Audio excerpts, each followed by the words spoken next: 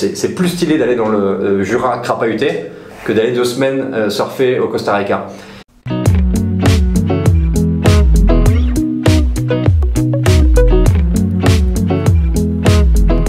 Geronimo.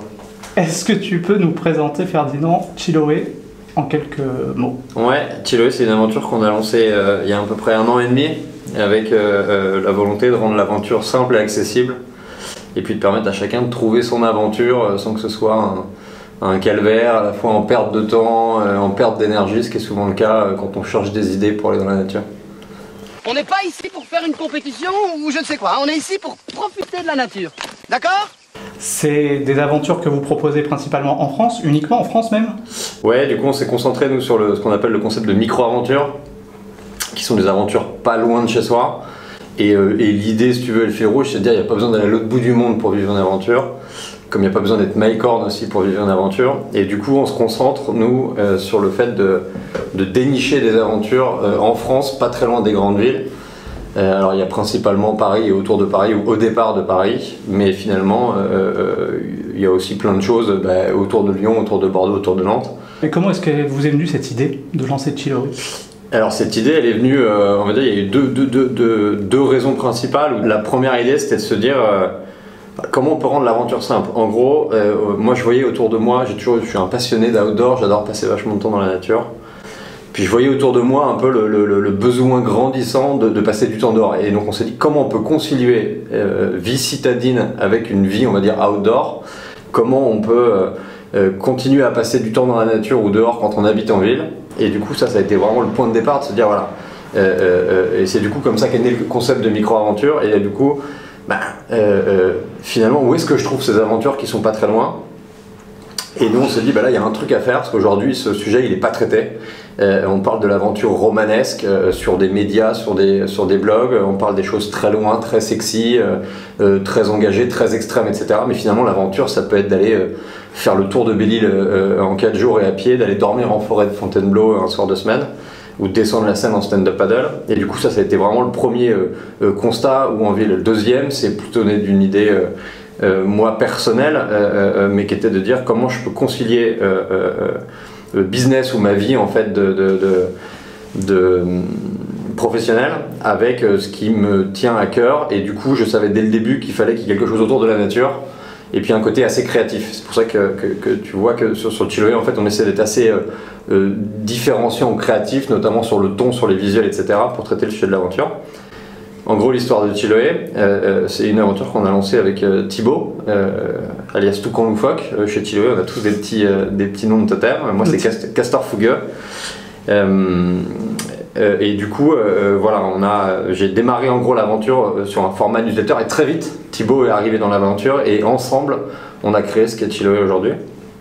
Donc il y a une newsletter, mais il y a d'autres supports? Ouais, alors en fait, l'histoire de Chiloé, si tu veux, c'était de se dire ok, on fait le constat qu'il y a un concept de micro-aventure, c'est trop bien, il faut qu'on arrive à en parler. Et le frein, c'est en fait, ok, c'est quoi les idées de micro-aventure en France?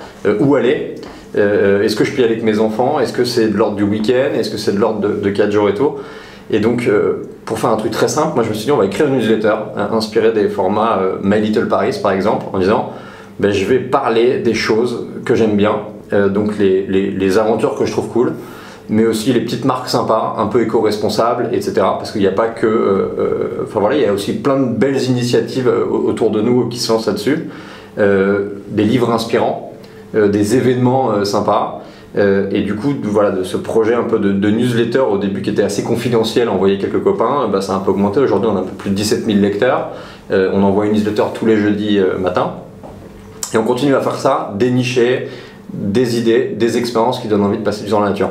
De fil en aiguille, on a interviewé nos lecteurs et on s'est rendu compte que, en fait, au-delà de la newsletter, ils en attendaient un peu plus. Et on a commencé à créer des événements. Et donc, le but des événements au début, ça a été majoritairement en 2018.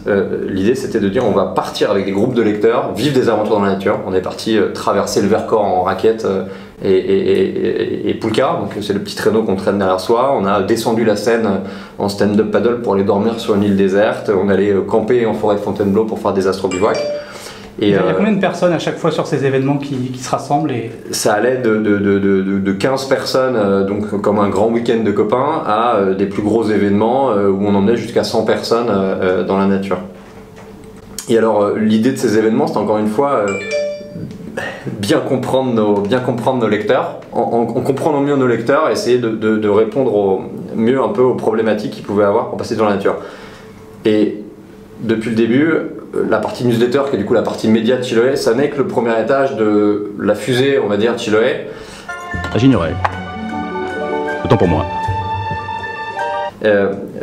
Parce qu'on s'est dit, voilà, si on veut, notre mission, nous, c'est de dire rendre l'aventure simple et accessible, permettre au plus grand nombre de trouver son aventure facilement. Si on veut faire ça, le premier truc à faire, c'est d'inspirer les gens et de leur montrer que c'est possible. Et donc pour ça, on a pris des exemples de gens, donc c'est plutôt le côté média, en montrant que d'autres le faisaient, et du coup c'était possible. Et puis en faisant ça de manière drôle, inspirante, et puis en apprenant des choses, donc des choses sur la nature, mieux comprendre la nature, etc. On s'est dit, bah, ça va donner envie à plus de monde d'aller dans la nature. Ça c'est la partie média. Aujourd'hui, le nouveau projet qu'on lance, qui sortira là le 1er juin, c'est le site de référence, la ressource de référence pour trouver, planifier et partager sa prochaine aventure. On a entre-temps lancé un guide qui s'appelle le guide Chiloé, qui est du coup basé en gros, qui est le recueil de toutes les aventures autour de Paris. Et ça, en fait, c'est très simple. On l'a fait. En gros, on a mis à l'intérieur les plus belles aventures au départ de Paris. Ça va d'aller faire du surf en Normandie à aller. On n'est plus dans Paris là. Alors exactement. Donc c'est très important pour nous. C'est important parce qu'à Paris, on dit il y a les musées, il y a les théâtres, machin, mais la nature, elle n'est pas tout de suite accessible. Fais-nous un peu saliver avec une ou deux aventures qui sont autour de Paris. Exactement, dans les aventures autour de Paris, un exemple qu'on reprend souvent, c'est le fait d'aller voilà, en forêt de Rambouillet, de Fontainebleau, en vallée de Chevreuse, dormir, l'été ou au printemps dormir à la Belle Étoile, l'hiver d'aller dormir en forêt. Le week-end dernier, Toucan, il est parti avec sa femme dormir en forêt de Rambouillet sous la tente, donc ça marche aussi en hiver. Faire le tour de Paris à pied. Aujourd'hui, il y a tout un GR, qui s'appelle le GR 2024, qui fait le tour de Paris sur la Petite Couronne, qui est un truc qui se fait en une journée. C'est un truc assez incroyable, parce que ça permet de redécouvrir Paris d'une autre manière. Et puis finalement, si on étend le concept de micro-aventure, donc il y a effectivement là-dedans les plus belles balades en vélo à faire autour de Paris, voilà, les plus belles randonnées à faire autour de Paris, des trucs absolument magnifiques à faire. Il y a les endroits où aller faire du stand-up paddle. Ça va du canal Saint-Martin, canal de l'Ourcq, à la Seine, la Marne aussi. Et puis des endroits où aller cueillir ses fruits et légumes. Là il y en a une qui est sympa, qui ne dit mot qu'on sent, c'est le fait d'aller chercher du brie de Meaux à vélo, donc de partir de Paris un samedi matin et d'aller à Meaux acheter du brie. Il y a un rapport à la nature et un rapport aussi au respect de l'environnement. Vous intégrez tout ça, ces notions de consommation locale, de valoriser les producteurs, les gens qui sont autour de la ville, quoi, finalement. Exactement. Il y a une phrase qu'on aime beaucoup de Cousteau, et je vais essayer de bien la répéter. En gros, c'est on aime ce qui nous émerveille et on protège ce que l'on aime. En gros, nous on pense que si demain, en gros, la nature est quand même un peu, voilà, il y a une crise écologique aujourd'hui, donc on voit arriver. On voit aussi parfois un manque d'information des citadins sur la nature. On perd un peu les repères finalement, à quel moment je vais ramasser des champignons, quels champignons je peux ramasser, comprendre la météo, comprendre les saisons, etc. Et nous on se dit du coup, en incitant, en donnant envie aux gens d'aller plus souvent dans la nature, du coup ils vont probablement plus l'aimer et à terme plus la protéger. Et donc ça reboucle sur ce que je te disais sur le guide Chiloé. Il y a autant des aventures que ce qu'on appelle des savoir-faire. Par exemple, la différence entre un bon et un mauvais campeur. Il y a des règles aujourd'hui sur la manière de préparer son bivouac, gérer ses déchets, etc. De la même manière qu'il y a des règles pour reconnaître les champignons que l'on peut ramasser et à quelle saison aller les ramasser. L'étape d'après, c'est de se dire voilà, comment on peut, nous chacun, à nos petites échelles, protéger un peu plus la nature.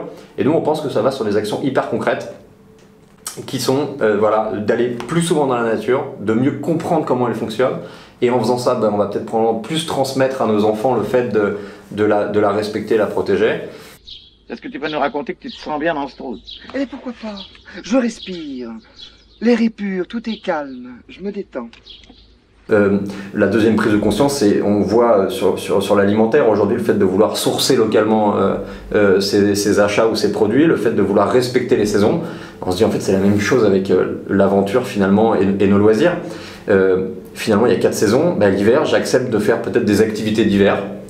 Et puis au printemps, je fais des activités de printemps. Et puis l'été, voilà, je fais des activités d'été. C'est un peu la même chose. Est-ce que finalement, plutôt que d'aller passer une semaine au soleil en plein hiver, à prendre un avion, d'aller très loin et puis d'aller me retrouver dans un hôtel, est-ce que finalement, je vais pas trouver du plaisir aussi à aller dans le Vercors, aller faire du ski de rando par exemple, qui est une super pratique, plus douce, nous on trouve de la montagne que le ski de piste classique. C'est trop dur! Viens, c'est fastoche! J'y vais, mais j'ai peur! La France est un des pays les plus beaux du monde avec une diversité des paysages incroyables. Et du coup, ouais, c'est le petit côté Made in France. Si on peut participer à ça, au développement de ça, et puis mettre en avant, favoriser, privilégier les belles initiatives en France, c'est chouette. C'est sûr. Bon là c'est bientôt le printemps, le retour du soleil, une petite aventure à faire en France en couple, à deux. Alors il y en a pas mal, difficile de choisir. Moi j'en ai une comme ça qui me vient en tête, je pense aller faire le tour de Belle-Île à pied en 4 jours. C'est un truc hyper chouette parce que ça permet d'aller prendre un bon bol d'air frais, d'aller prendre voilà, un peu de luminosité, la mer, les embruns et tout, ça permet de marcher.